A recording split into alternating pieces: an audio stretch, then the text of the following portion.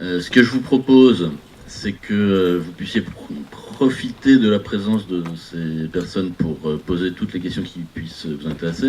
Donc il faut vraiment que cette table ronde soit interactive, donc n'hésitez pas à réfléchir à vos questions dès aujourd'hui. Moi, ce qui me paraît important, c'est que pour lancer la table ronde, on puisse essayer de comprendre comment les diffuseurs, et notamment en l'occurrence TF1 et France Télévisions, qui sont deux exemples assez intéressants, je dirais presque à l'opposé d'une certaine manière, en termes de stratégie dans, au sein de ces écritures. Et donc on essaye de comprendre un peu quelle est cette stratégie respective et comment est-ce qu'ils sont organisés en interne. Donc, je ne sais pas qui préfère commencer. Peut-être par aussi un retour d'expérience. Alors oui, pardon, je présente. Alors, ils sont affichés, mais je les représente. Donc Gabriel Boudard, vous l'avez vu tout à l'heure. Claire Leproust, vous l'avez aussi entendu. Voyer Laquer, qui donc travaille chez France Télévisions Nouvelles Écritures, qui est donc le département spécialisé sur les nouvelles écritures et le transmédia à France Télévisions, qui est dirigé par Boris Razon, et Caroline Marais, qui, si je ne me trompe pas, travaille à la fiction chez TF1 et est spécialisée sur le transmédia, et notamment l'accompagnement des propriétés intellectuelles qui sont diffusées à l'antenne au sein de TF1. Mais tu nous en diras plus, et Michel Ariac, vous l'avez entendu nous présenter Cinema City. Alors, on commence peut-être par Caroline, qui a le micro en main. Donc tu veux que je commence par un retour d'expérience? Alors éventuellement peut-être par oui, un retour d'expérience et la manière dont vous fonctionnez en interne. Voilà. D'accord. Donc je m'appelle Caroline Marais, je travaille effectivement à la direction artistique de la fiction à TF1, donc je suis rattachée à l'antenne. Et dans ce cadre-là, je réfléchis à développer des formats qui soient associés donc, à nos grandes franchises existantes pour pouvoir continuer à raconter l'histoire de nos héros sur les 4 écrans. Et évidemment, avec une partie vraiment interactive, puisque l'objectif derrière tout ça, c'est de permettre à l'internaute de participer à l'histoire de nos héros, donc rentrer véritablement en interaction avec lui. Donc c'est pas une démarche qu'on entreprend sur l'ensemble des programmes que l'on monte.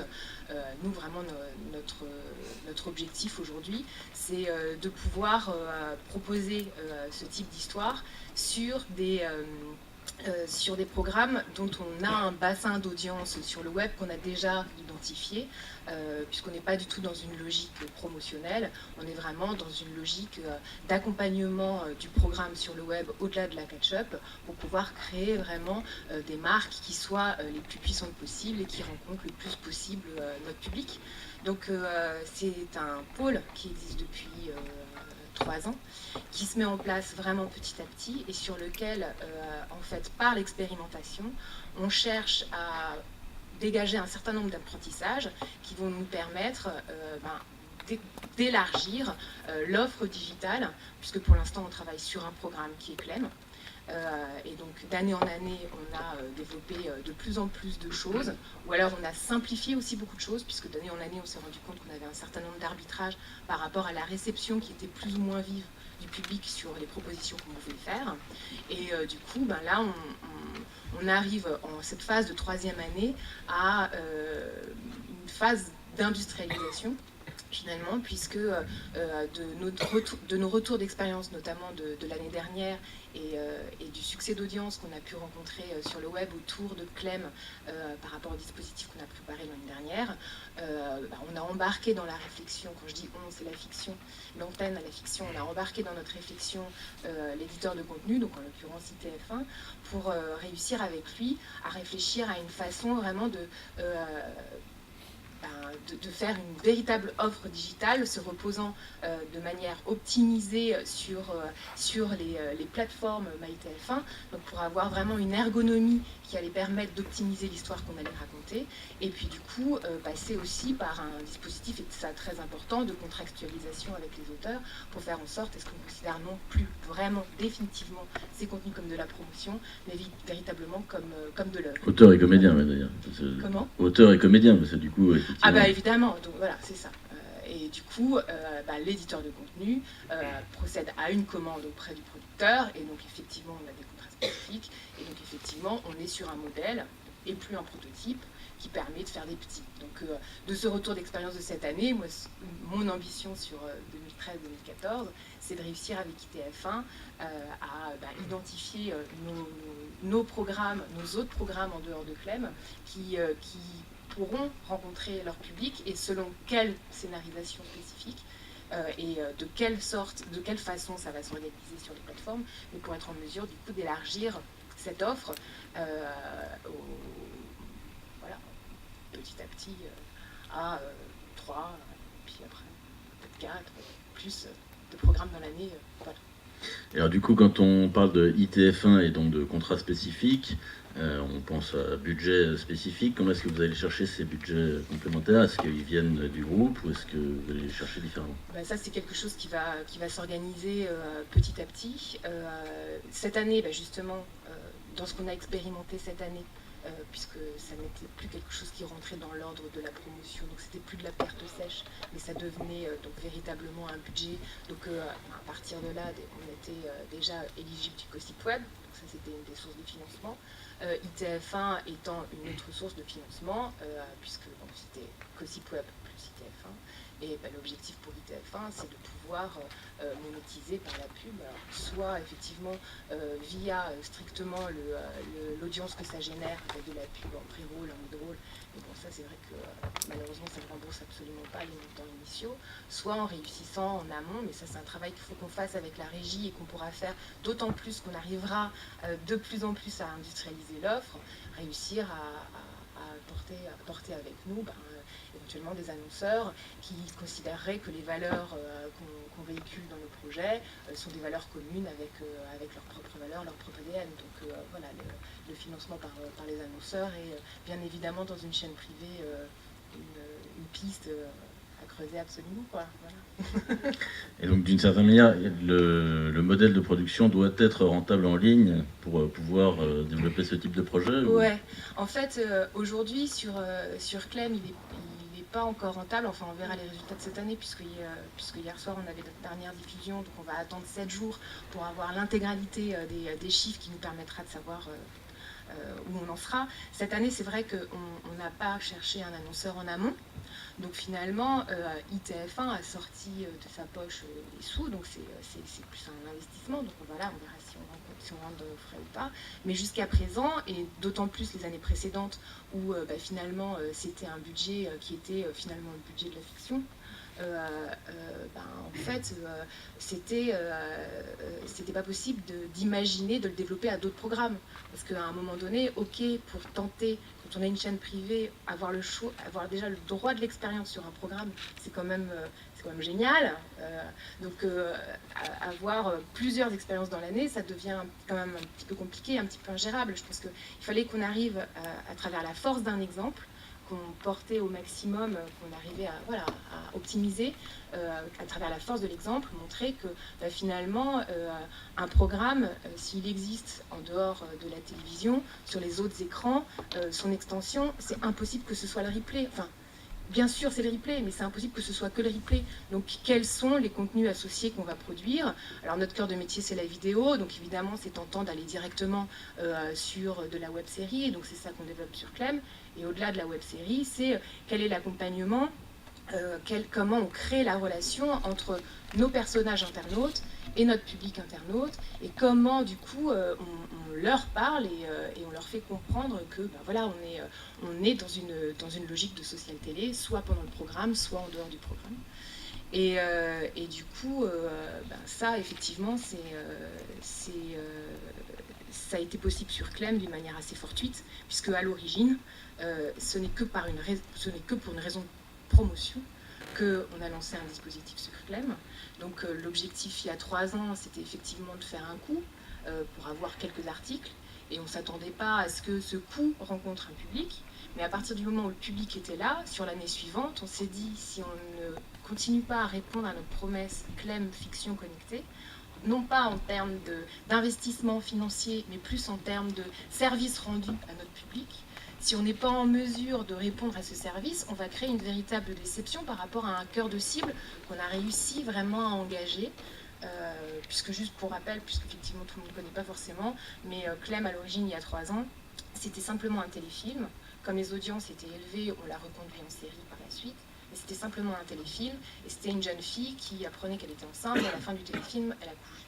Et en fait, le dispositif qui a été imaginé sur le web pour pouvoir soutenir à titre promotionnel ce téléfilm, c'était imaginé sur Overblog, donc un blog ouvert, pas associé à pas du tout associé à un programme, et c'était sur Overblog pouvoir, alors que le programme n'était pas annoncé, une fois par semaine, montrer une jeune fille qui, dans sa chambre, face à sa webcam, parle de son quotidien. Et dans chacune des vidéos, elle parle vraiment de son quotidien.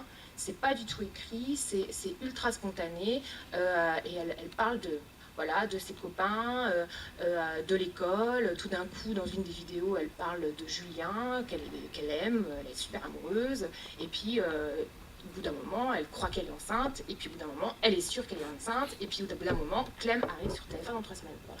Donc ça a marché, alors que nous, on ne savait pas du tout si ça allait marcher, mais finalement, on a eu dès ce moment-là une telle soif de la part de notre public de parler avec elle et de savoir comment elle allait réagir, quels allaient être ses choix futurs, éventuellement lui faire des suggestions de ce qu'elle devait faire. On s'est dit, mais ça, c'est... Enfin voilà, ça vibre, et cette vibration, il faut absolument qu'on l'entretienne. Donc c'est une relation très empirique, mais finalement c'est comme si nous on n'avait pas spécialement choisi, quoi. On s'est dit, ok, là on n'a pas le choix, il faut qu'on aille jusqu'au bout, donc on va jusqu'au bout, on apprend ce qu'on a à apprendre, on se bat en interne pour faire en sorte à ce que d'année en année, on continue à conduire le dispositif connecté associé à la commande de la série, et on verra bien ce que ça donne, et un jour on arrivera sans doute à convaincre les gens qu'il faut mettre vraiment des sous sur la table, parce qu'il y a un potentiel, et un jour on arrivera à convaincre des gens qu'il faut mettre de l'argent sur la table pour le faire sur d'autres marques. Donc, voilà. Donc, et là, cette année, vous avez fait quoi ? Et alors là, cette année, on a fait 3 choses principales. Donc on a fait une web-série qui s'appelle Clem. Bon, en fait, cette année, dans l'épisode d'antenne, enfin les 3 épisodes d'antenne, l'intrigue, c'est que en fait notre personnage qui jusqu'à présent était mineur et habitait chez ses parents, avait des problématiques vraiment d'ado, là cette année, voilà, elle devient majeure, elle commence à travailler, elle s'installe en coloc avec ses amis. Et elle est dans des préoccupations beaucoup plus adultes vis-à-vis de son amour de toujours, puisqu'elle le considère enfin que comme un père, et elle-même rencontre un autre garçon, et voilà, et vit une histoire tout à fait normale avec ce garçon. Donc nous, ce qui nous a intéressés, c'est de finalement créer donc une web-série qui allait accompagner ce programme antenne, et cette web-série, en fait, c'est un vrai spin-off web, qui s'appelle Clem en coloc et qui s'intéresse à Clem qui s'installe en coloc avec ses potes. Et on a donc chaque épisode une diffusion par semaine tous les lundis, puisqu'on voulait garder Clem c'est le lundi, et donc sur le web c'est le lundi aussi. Donc une diffusion par semaine qui a commencé 3 semaines avant la diffusion antenne. Donc on a 6 épisodes. Où le premier épisode c'est la fois où je me suis installée en coloc, le deuxième épisode c'est la fois où on n'a pas d'homme pendant 3 jours, enfin voilà. Donc on a systématiquement des problématiques qui sont très légères, c'est de l'humour, c'est un épisode, enfin c'est du sketch, c'est bouclé, sauf que c'est complètement ancré dans la réalité de notre personnage, puisque les problématiques qui sont exposées sont des problématiques qui sont aussi exposées dans les épisodes antennes, et que les 3 webisodes qui sont développés à l'antenne pendant les périodes de diffusion trouvent leur hameçon dans l'intrigue antenne. Donc on a quand même cet emboîtement entre les deux. Parallèlement à ça, à ce programme qui est pour nous le programme structurant sur le web, on a donc une véritable relation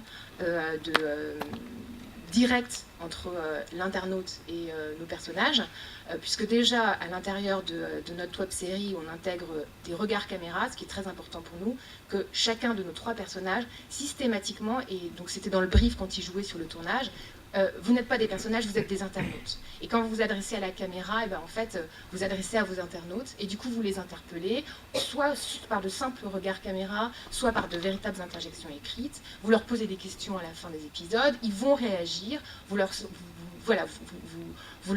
sollicitez à travers différentes sollicitations d'engagement.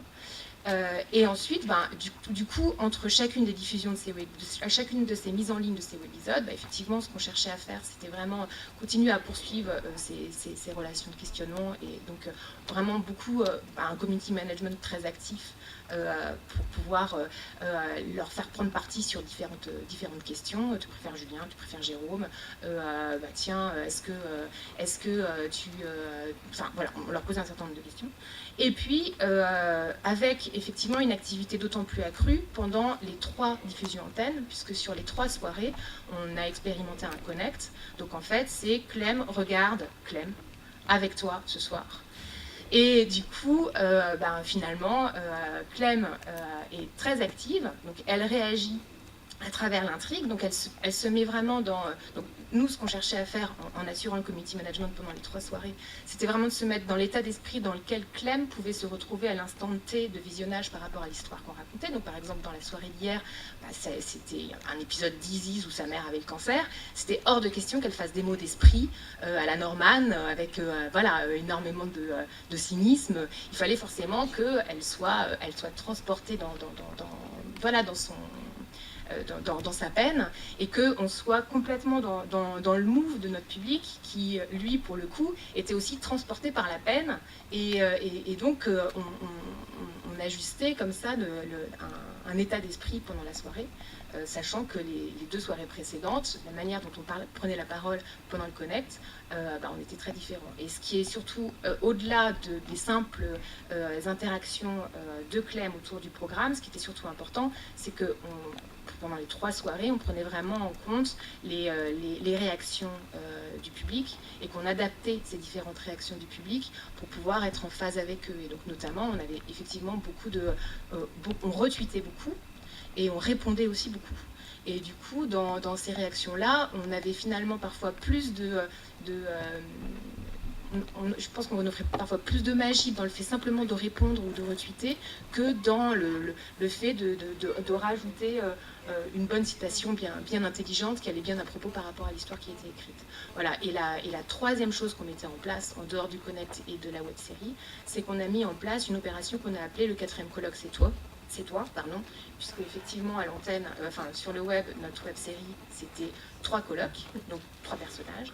Et l'objectif, c'était de faire un jeu du début à la fin de l'opération, permettant à l'internaute de postuler pour être le 4e colloque pour la saison 2 de Clem en colloque de l'an prochain. Avec effectivement un appel à projet, donc véritablement un dossier de candidature, les personnages qui sélectionnent ceux qui leur plaisent le plus, et effectivement sur des critères d'éligibilité pour être un colloque, sur la base de vidéos, sur la base d'un dossier écrit, etc. Et voilà, c'est à peu près ça le dispositif. Bon, bravo. Et alors du coup, on comprend qu'effectivement, on part plutôt d'une propriété intellectuelle qui est existante à l'antenne, et qu'on va tirer des spin-offs, ou en tout cas des éléments supplémentaires sur le digital. Peut-être que Voyelle, à l'inverse, d'une certaine manière, enfin à l'inverse pas toujours, mais en tout cas par moment au moins à l'inverse, vous essayez, vous, du côté de France Télévisions, de développer des propriétés intellectuelles ailleurs, et d'essayer de les faire émerger à l'antenne, ou comment est-ce que ça se passe chez vous en interne? Bonjour. Alors c'est intéressant de réagir après TF1, parce que d'habitude je réagis après Arte, et je dis toujours à Marianne ou à Alexander, mais c'est chiant parce que je vais dire exactement la même chose que toi, donc là pour une fois c'est très intéressant. Non, plus sérieusement, on partage bien évidemment à la direction des nouvelles écritures et du transmédia de France Télévisions un certain nombre d'objectifs communs à nos camarades de TF1, et notamment avant tout cette histoire d'aller chercher l'audience là où elle est, d'aller découvrir, écouter les nouveaux usages et de les adresser.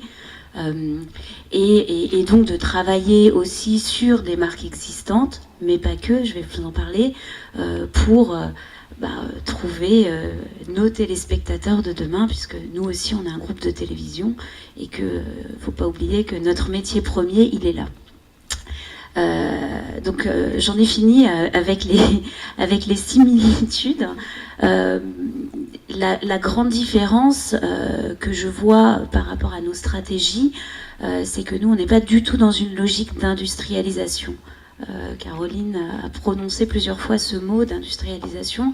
Nous, malgré les plus de 20 projets qu'on a déjà en ligne et les 40 projets sur lesquels on est actuellement en développement ou en production, on n'a aucun projet qui se ressemble. On a essayé de développer des choses dans tous les genres, quasi tous les genres. Alors on a commencé par le documentaire parce que très naturellement il y avait déjà un marché plus ou moins existant, si toutefois on peut parler de marché du web documentaire. Donc il y avait déjà des propositions qui nous arrivaient quand on est arrivé, nous, il y a 1 an et demi à la création de cette direction. Qui est une volonté d'ailleurs de Bruno Patino, ex-patron du numérique, aujourd'hui patron du numérique et des programmes. Et je le précise parce que je pense que ça a vraiment du sens par rapport à l'évolution de la télévision en général. Le fait qu'aujourd'hui, une seule et même personne dirige à la fois le numérique et les programmes. Donc, visiblement, on va quand même vers une convergence de ces deux activités majeures. Donc c'était vraiment une volonté de développer à la fois des univers de narration pour les nouveaux médias. Donc on a une première mission qui est de développer la création pure web. C'est ce que nous on appelle les nouvelles écritures, même si aujourd'hui on a un espèce de label nouvelles écritures qui s'applique à la fois au pure web, mais aussi aux architectures de narration qui implique quelque part une entité télé. Donc ça c'est la première activité. La deuxième activité, donc c'est ce qu'on appelle le transmédia, qui est développer un univers, une histoire, soit préexistante sur une antenne. C'est le cas de Clem, c'est le cas chez nous de marques assez fortes comme ce qu'on a fait sur Plus belle la vie et ce qu'on va refaire sur Plus belle la vie, ou Fais pas ci, fais pas ça. Mais pas que, il n'y a pas que la fiction qui est sujette à développement transmédia. On travaille aussi très proche du documentaire, donc pas seulement en webdoc, mais en dispositif un petit peu plus complexe, doc webdoc, même si doc webdoc en fait c'est en général la fausse bonne idée, il n'y a pas souvent ce dispositif-là, mais doc avec des blogs ou doc avec du livre numérique ou des choses comme ça. Si vous voulez, je développerai quelques exemples tout à l'heure si on a le temps. Donc documentaire, je vous ai dit qu'on était sur tous les genres, on a développé aussi pas mal de choses en animation, en jeunesse, mais pas que. On a développé des choses en animation adulte aussi, et on a vraiment vocation à le faire de plus en plus. Magazine, on a travaillé sur un petit format qui marche bien, c'est tout ce qu'on fait autour de On n'est pas que des cobayes, le magazine de France 5 qui marche notamment très très bien sur les enfants. On a tout un dispositif transmédia qui cartonne avec des choses assez savoureuses en termes de contribution. La contribution, c'est un aspect qu'on essaye de développer sur la majorité de nos projets. Pas tous, mais la plupart du temps, quand on a de l'interactivité, on estime qu'aujourd'hui, effectivement, je crois que c'est toi qui le disais, le téléspectateur a pris la télécommande et a besoin d'être totalement actif dans son rapport par rapport à son programme. Je suis un petit peu décousue dans mon... Vous m'arrêtez si ça va plus. Mais donc je continue, je déroule un petit peu toutes les activités web et transmédia. On travaille également avec la jeunesse, on travaille des formes un petit peu différentes, des applis. En jeunesse, on a fait des applis, notamment autour de la musique classique avec les 4 saisons et le carnaval des animaux, qui étaient également liés à des programmes antennes. Voilà, ça c'est un petit peu le genre de projet sur lequel on est. Je ne sais pas s'il y a quelle est la logique d'intervention justement de France Télévisions, du coup, un peu en opposition avec TF1, c'est-à-dire que d'une certaine manière, c'est plutôt des budgets... Donc nous, on a vraiment cette mission de laboratoire. Donc on est là aussi pour aller, comme je le disais tout à l'heure, rencontrer des nouveaux usages, donc tester des choses. On sait qu'il y a des choses qui vont pas marcher, on assume totalement cette possibilité. La petite différence, c'est que nous, on est service public, donc on a pour mission, ça fait partie de nos missions de service public. On a un budget propre à la direction des nouvelles écritures et du transmédia, c'est très important, parce que si on n'a pas de budget propre, en gros, on n'est pas autonome, on dépend des antennes, on dépend des conseillers de programme, on dépend d'un certain nombre de gens qui n'ont pas forcément ni l'idée, ni a priori l'envie de développer autre chose que les choses pour lesquelles ils travaillent, et c'est normal. Ça nous a pris du temps de s'installer dans cette grande maison, d'aller évangéliser pour notre bâton de pèlerin, d'aller voir tous les conseillers de programme, tous les responsables de programme, toutes les unités, toutes les chaînes, et de leur expliquer un petit peu ce qu'on faisait. Ce qui n'était pas évident parce qu'à la base, on n'avait rien à montrer. On leur disait juste, regardez, il y a des exemples à l'étranger, il y a des exemples dans d'autres chaînes, pas beaucoup en France, mais ça frétille, ça arrive. On a quand même des auteurs, on a des gens qui font des propositions, donc voilà.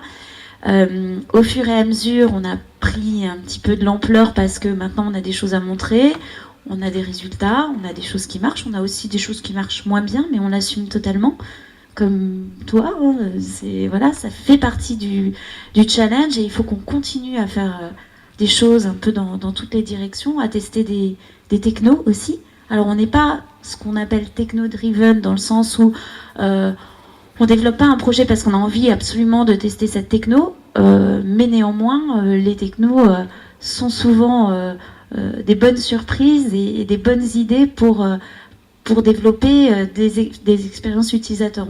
On parle plutôt de l'expérience utilisateur en se disant, tiens, autour de cette histoire qui n'a pas souvent été racontée, en tout cas pas comme ça, quelle serait l'expérience utilisateur qu'on voudrait procurer à notre internaute, téléspectateur, joueur. Aujourd'hui, il a un petit peu toutes ces casquettes-là. Et à partir de là, on va trouver le bon dispositif et éventuellement les bonnes technos qui s'y rapprochent. Mais on est vraiment, c'est une chose qui est vraiment très très importante, et j'insiste là-dessus. Ce qui est très important dans tout ce qu'on fait, tous ici autour de la table, hein, et vous dans la salle, c'est de raconter des histoires. Et ça, c'est vraiment la base. Donc à partir de là, on est à l'écoute de toutes bonnes propositions en termes d'histoire, qu'elles viennent d'auteurs, de producteurs, des conseillers de programme, des directeurs de chaîne, soyons fous, ça peut arriver. Voilà. Et à partir de ça, on gamberge, on élabore, on échafaude quelle va être l'architecture de la narration, quelle va être la bonne navigation, le bon interface, le bon outil, bref, le bon dispositif qui va nous fournir la bonne expérience. D'accord.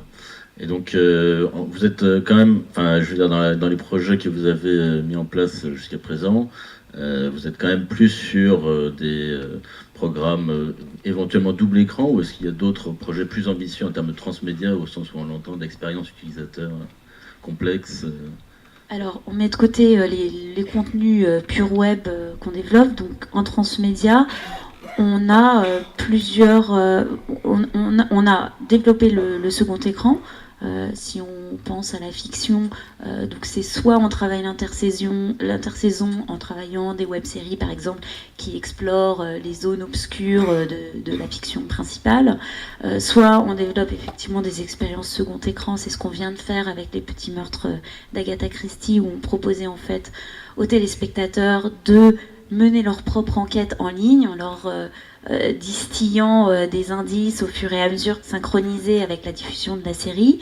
Et en gros, on permettait aux joueurs, téléspectateurs, de découvrir avant les simples téléspectateurs de la série qui était le meurtrier. De jouer, évidemment, parce qu'il y a dans tous ces dispositifs, il y a toujours une dimension ludique, et c'est important, parce que ce qui est important, c'est aussi la promesse qu'il y a. Est-ce que la promesse, c'est une expérience nouvelle en termes de jeu? Si moi je suis joueur, c'est ça qui va m'intéresser.